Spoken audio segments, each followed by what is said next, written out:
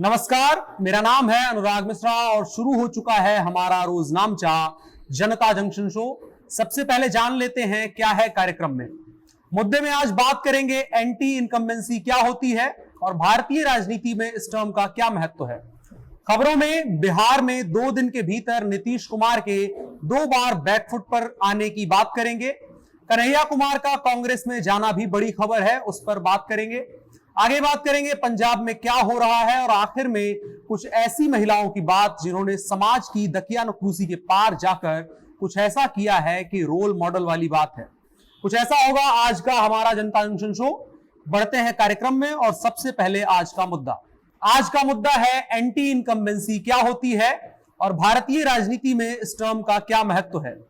शाब्दिक अर्थ पर जाएं तो एंटी इनकम्बेंसी का अर्थ होता है विरोधी लहर, और यह अलग अलग तरीके से किसी भी राजनीतिक पार्टी को नुकसान पहुंचाती है। फिलहाल की भारतीय राजनीति में देखा जाए तो यह काफी लंबे वक्त तक रहती है और अचानक से चौतरफा हमला कर जाती है।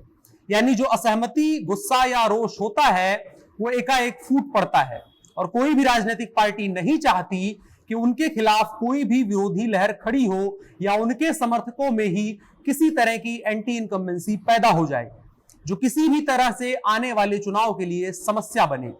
सभी राजनीतिक पार्टियां इसके लिए अलग अलग रणनीति अपनाती हैं। फिलहाल मेरी नजर में भारतीय जनता पार्टी की रणनीति काफी दिलचस्प लगती है। वो अगर ऐसा कुछ देखती है या उसकी नजर में ऐसा कुछ आता है तो फूंक फूंक कर कदम नहीं रख रही है, बल्कि उस लहर की वजह समेत उसके आसपास की चीजों को भी साफ कर दे रहे हैं। जैसे दिल्ली नगर निगम चुनाव में भाजपा को अपने पूर्व पार्षदों के चलते एंटी इनकम्बेंसी का खतरा वोटर्स में नजर आया तो उन्होंने सारे के सारे पूर्व पार्षदों का टिकट काटकर नए लोगों को मौका दिया और सभी को चौंका दिया। ऐसा करके उन्होंने जनता के बीच के रोष को तो मंद किया ही, साथ साथ चुनाव भी जीत लिया। भारतीय जनता पार्टी ने गुजरात में भी यही फॉर्मूला अपनाया है। उन्हें लगा कि विजय रूपाणी की सरकार के खिलाफ माहौल सही नहीं है तो उस पर पैबंद नहीं लगाए, बल्कि उन्होंने सारे के सारे मंत्रिमंडल समेत मुख्यमंत्री को ही किनारे लगा दिया। बस देखने वाली बात यही है कि इसका नतीजा क्या मिलता है। वरिष्ठ चिंतक अभय कुमार दुबे लिखते हैं कि ऐसी बात नहीं कि भाजपा हर जगह एंटी इनकम्बेंसी को रोकने के लिए ऐसी ही रणनीति अपनाती है, बल्कि उत्तर प्रदेश इसका उल्टा उदाहरण है। बीच में खबरें आई थी कि उत्तर प्रदेश में भी मुख्यमंत्री बदले जा सकते हैं, लेकिन उन्होंने ऐसा नहीं किया, बल्कि योगी आदित्यनाथ के पिछले 4.5 साल की उपलब्धियों को समारोह पूर्वक जनता के सामने परोसा और उसके साथ साथ जातीय समीकरण को साध करके उस एंटी इनकम्बेंसी को खत्म किया। और अगर यह प्रयोग सफल रहा और योगी दोबारा चुने गए तो एंटी इनकम्बेंसी के द्विआयामी लोकतांत्रिक प्रयोग भारतीय जनता पार्टी के एक साथ करने का मादा रखने वाली संभवतः इकलौती लोकतांत्रिक पार्टी होगी। भाजपा के इन प्रयोगों के चलते संभवतः कांग्रेस ने भी पंजाब में एंटी इनकम्बेंसी से निपटने के लिए पंजाब में मुख्यमंत्री समेत पूरा मंत्रिमंडल ही बदल दिया और नए मुख्यमंत्री के साथ साथ दलित कार्ड भी खेल दिया और उम्मीद जताई कि वो इस विरोधी लहर को टैकल करने में सफल रहेंगे। लेकिन वो अपने इस प्लान के साथ जनता के बीच में जाते उससे पहले ही उनके गठबंधन में इस फैसले के चलते फूट भी पड़ गई। कैप्टन और सिद्धू के बीच का विवाद काफी गहरा हो गया। तो कुल मिलाकर के भाजपा की तर्ज पर कांग्रेस का यह प्रयोग फेल रहा। इस चीज से एक बात तो साफ है कि ऐसे बड़े प्रयोग करने के लिए जनता से पहले अपने संगठन के नेतृत्व के प्रति कॉन्फिडेंट होना चाहिए, जो कि कांग्रेस में फिलहाल नजर नहीं आता है।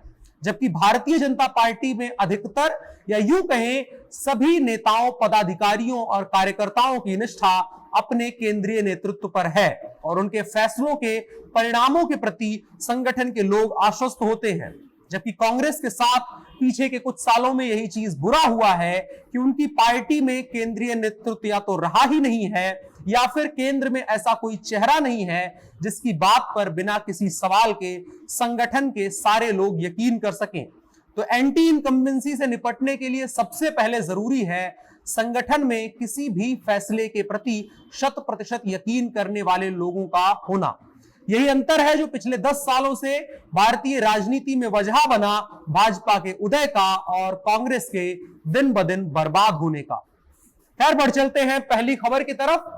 बिहार की सत्ता के दो प्रमुख साझीदार दलों के बीच तल्खियां बढ़ने लगी हैं। एक दिन पहले नीतीश कुमार ने जातिगत जनगणना पर केंद्र सरकार और बीजेपी के खिलाफ खुला हमला बोला था और अब आज उनकी पार्टी ने ऐलान कर दिया कि अब केंद्र की मोदी सरकार से बिहार के लिए विशेष राज्य के दर्जे की मांग नहीं करेंगे। जातीय जनगणना वाला मुद्दा तो पीछे रहा था, लेकिन इस पर उन्होंने कहा कि अब कितना मांग करें, मांग करते करते हम थक गए हैं और कोई सुनवाई नहीं हो रही है। जाहिर है बीजेपी और जेडीयू के बीच गठबंधन की एक और गांठ खुल गई है। नीतीश कुमार की कोर कमेटी के सदस्य और बिहार सरकार में योजना विकास और ऊर्जा विभाग के मंत्री विजेंद्र यादव ने आज ये कहा। पटना में पत्रकारों से बातचीत करते हुए विजेंद्र यादव ने कहा कि विशेष राज्य का दर्जा देने की मांग करते करते हम थक गए हैं। केंद्र सरकार ने विशेष राज्य के दर्जा को लेकर के कमेटी का भी गठन किया था, उसकी रिपोर्ट भी आई, लेकिन उसके बाद भी कोई फैसला नहीं हुआ। अब कितनी बार ही मांग की जाए। थोड़ा पीछे चलते हैं। 2005 में बिहार में नीतीश कुमार की सरकार आई थी। तब से ही नीतीश कुमार बिहार के लिए विशेष दर्जे की मांग कर रहे हैं। 2010 के विधानसभा चुनाव के बाद तो उन्होंने ये ऐलान तक कर दिया था कि जो कोई भी पार्टी बिहार को विशेष राज्य का दर्जा देगी वे उसका समर्थन करेंगे। उस वक्त नीतीश कुमार बिहार में बीजेपी के साथ चुनाव लड़ रहे थे, जबकि केंद्र में मनमोहन सिंह की यूपीए सरकार थी। नीतीश कुमार ने यह इशारा कर दिया था कि अगर केंद्र की कांग्रेस सरकार बिहार को विशेष राज्य का दर्जा दे दे तो वह कांग्रेस के साथ भी जाने को तैयार है। हालांकि 2013 में केंद्र की तत्कालीन मनमोहन सरकार ने बिहार समेत देश के कुछ राज्यों द्वारा विशेष राज्य के दर्जे की मांग पर विचार करने के लिए रघुराम राजन कमेटी का गठन भी किया था। इस कमेटी ने अपनी रिपोर्ट में माना कि बिहार देश में उड़ीसा के बाद सबसे पिछड़ा राज्य है, लेकिन रघुराजन कमेटी ने किसी भी राज्य को विशेष दर्जा देने का प्रावधान खत्म कर देने की ही सिफारिश कर दी थी। ये वो दौर था जब नीतीश कुमार नरेंद्र मोदी को सांप्रदायिक करार देकर बीजेपी से नाता तोड़ चुके थे और बिहार में अकेले सरकार चला रहे थे। रघुराम राजन कमेटी की रिपोर्ट आने के बाद जेडीयू के प्रदेश कार्यालय में ढोल नगाड़ा बजाकर जश्न मनाया गया, लेकिन बाद में पता चला कि इस कमेटी ने तो विशेष राज्य का दर्जा देने की कोई सिफारिश तक ही नहीं की है। इस पर विपक्षी नेता तेजस्वी यादव ने कहा है कि हम नीति, सिद्धांत, सरोकार, विचार और वादे पर अडिग रहते हैं। हमारी रीढ़ की हड्डी सीधी है, हम जो कहते हैं वह करते हैं। जो पटना विश्वविद्यालय को केंद्रीय विश्वविद्यालय का दर्जा नहीं दिला पाए, वो मुख्यमंत्री बिहार को विशेष राज्य का दर्जा क्या ही दिला पाएंगे। क्या यही 40 में से 39 सांसदों वाला डबल इंजन है? मैंने पहले ही कहा था नीतीश कुमार थक चुके हैं और अब तो लग रहा है कि उनकी पार्टी भी थक चुकी है। बढ़ते हैं अगली खबर की तरफ। अगली खबर कन्हैया कुमार से जुड़ी है। कन्हैया कुमार जेएनयू में एक राष्ट्र विरोधी नारेबाजी के चलते सुर्खियों में आए थे। नारेबाजी का मुद्दा गर्म होने पर कन्हैया की जिंदगी के कई पहलू मीडिया के सामने आए थे, जिसमें उनकी एक तस्वीर दिखी थी। कन्हैया कुमार के स्कूल टाइम की एक तस्वीर में वो वाम दल के कद्दावर नेता एबी वर्धन के साथ थे। एबी वर्धन उन्हें सम्मानित करते हुए दिख रहे थे। युवा नेता के पारिवारिक बैकग्राउंड की हुई पड़ताल में भी पता चला था कि उनके मां पिता भी वाम विचारधारा से प्रेरित रहे हैं। ऐसे में सबसे बड़ा सवाल यही उठता है कि बचपन से वाम विचारधारा के बीच पला बढ़ा नेता अचानक से कांग्रेस में शामिल होने का फैसला कैसे कर सकता है? यूं तो किसी एक विचारधारा को त्याग कर दूसरे विचारधारा का झंडा थामने की पीछे कई वजहें होती हैं, लेकिन कन्हैया कुमार के मामले की पड़ताल करने पर एकमात्र तात्कालिक कारण नजर आता है। 2019 के लोकसभा चुनाव के दौरान कई ऐसे मामले सामने आए थे जिनके आधार पर कहा जा सकता है कि भाकपा का बिहार राज्य नेतृत्व कन्हैया कुमार को अपने बीच पचा नहीं पा रहा था।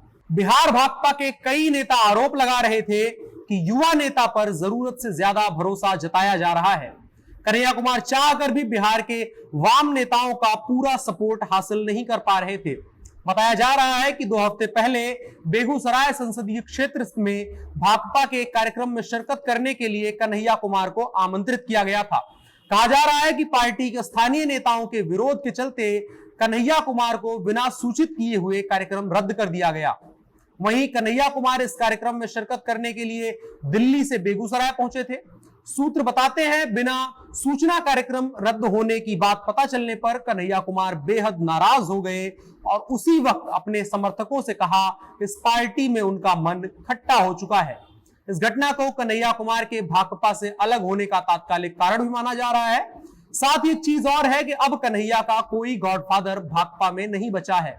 वयोवृद्ध नेता और बिहार भाकपा के तत्कालीन सचिव सत्यनारायण सिंह को भरोसा था कि अगर पार्टी को दोबारा मजबूत करना है तो किसी युवा चेहरे को आगे करना होगा। माना जाता है कि सत्यनारायण सिंह ने पार्टी के नेताओं को कन्हैया के चेहरे पर दांव लगाने के लिए राजी किया था। 2019 के लोकसभा चुनाव के बाद सत्यनारायण सिंह की मौत के बाद से पार्टी की बिहार इकाई ने कन्हैया कुमार को हाशिए पर ढकेलना शुरू कर दिया। भाकपा में अपने गॉडफादर की मौत के बाद कन्हैया कुमार अपने लिए दूसरे दलों में विकल्प की तलाश में जुट गए थे और इतिहास रहा है कि जब भी कोई वाम दल से टूटता है तो कांग्रेस उसके लिए छाते की तरह काम आती है जिसके नीचे वो अपना सर छुपाता है। तो कहीं ना कहीं कांग्रेस में जाकर के कन्हैया कुमार भी अपना सर छुपाने की कोशिश ही कर रहे हैं। बढ़ते हैं अगली खबर की तरफ। अगली खबर पंजाब से है। पंजाब कांग्रेस के भीतर नया सियासी भूचाल आ गया है। प्रदेश कांग्रेस के अध्यक्ष नवजोत सिंह सिद्धू ने अपने पद से इस्तीफा दे दिया है। उन्होंने सोनिया गांधी को अपना इस्तीफा भेजा और ट्विटर पे भी इसको सार्वजनिक किया, जिसमें लिखा है कि वे पंजाब के भविष्य से समझौता नहीं कर सकते। समझौता करने से इंसान का चरित्र खत्म होता है। मैं कांग्रेस के लिए काम करता रहूंगा। खैर, नवजोत सिंह सिद्धू के मुंह से समझौतों की बात ना करने का सुनना थोड़ा अटपटा लगता है, लेकिन राजनीति है तो पचाया जा सकता है। सिद्धू को 18 जुलाई को ही पंजाब कांग्रेस का अध्यक्ष बनाया गया था। सिद्धू ने अपने इस्तीफे की वजह नहीं बताई है, लेकिन माना जा रहा है वह मुख्यमंत्री ना बनाए जाने से नाराज चल रहे थे। इसके बाद मंत्री पद और मंत्रालयों के बंटवारे में भी सिद्धू की खास कुछ नहीं चली। मंगलवार को मंत्रालय बांटे गए। सिद्धू के विरोध के बावजूद गृह विभाग सुजिंदर रंधावा को दिया गया। इसके बाद दोपहर में ही सिद्धू का इस्तीफा सामने आ गया।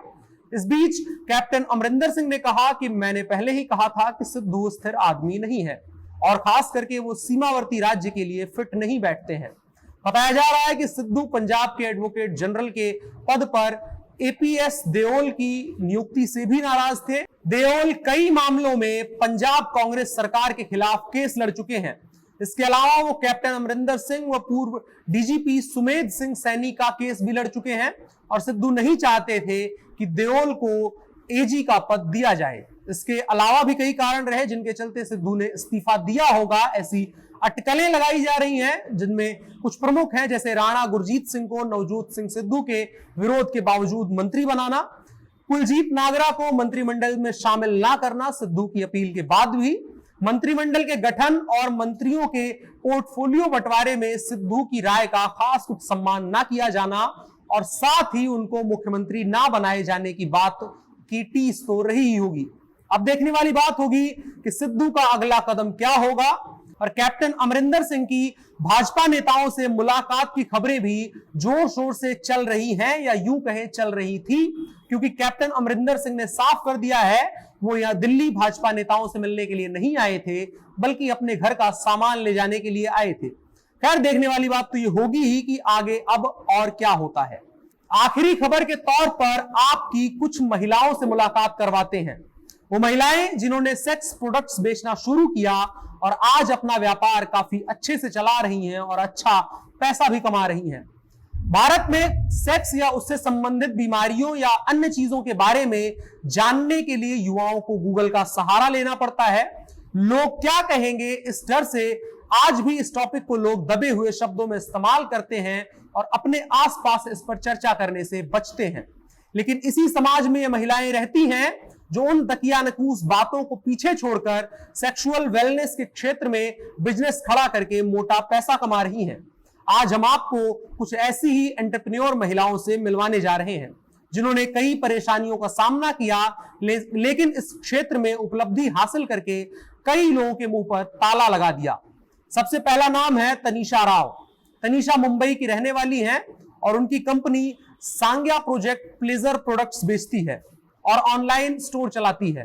27 साल की तनीषा राव अपने स्टार्टअप के साथ साथ सोशल मीडिया पर सेक्स टॉयज को लेकर के लोगों की गलतफहमियां दूर करती हैं। वो बताती हैं उनके पास सेक्स टॉयज को लेकर के, उससे जुड़ी भ्रांतियों को लेकर के कई सारे मैसेजेस आते हैं जिनका वो बेहद सहजता के साथ जवाब देती हैं और लोगों की गलतफहमियां भी दूर करती हैं।